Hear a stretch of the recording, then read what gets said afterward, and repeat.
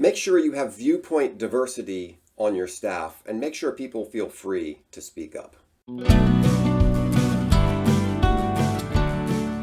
Hi everybody, I'm Greg Crable and this is my podcast, Something I Learned Yesterday. Today I'm going to take two issues from publishing and explain them relatively briefly. The first is that Google recently made absolute fools of themselves.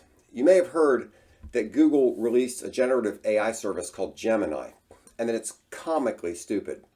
The people who programmed Gemini were apparently so worried about so-called diversity, equity, and inclusion that they made the most racist, absurd self-parody anybody could have imagined. It's absolutely astonishing. I'm not going to go into the details. There's plenty online about it if you want to read about it. I want to point out the implication for management. Why was the internet able to find this problem in about 2 seconds, but Google's testers didn't even notice it? The answer is simple. There's no viewpoint diversity at Google. They probably don't have a single conservative working there, and certainly there were none on this project because they would have immediately recognized the problem. It's so blatant. The lesson is quite simple and clear. If you don't want to make a monkey of yourself, make sure you have people representing a variety of political and social viewpoints, and make sure they're encouraged to speak up without retribution or censor. Second topic I want to talk today is about correlation and causation.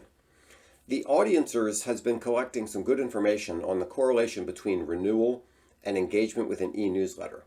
That is, people who read an e-newsletter are less likely to churn. This becomes a chicken and egg question. In scenario 1, people who are loyal to the brand are more likely to sign up for and read an e-newsletter. Those people are also less likely to churn because they're loyal to the brand.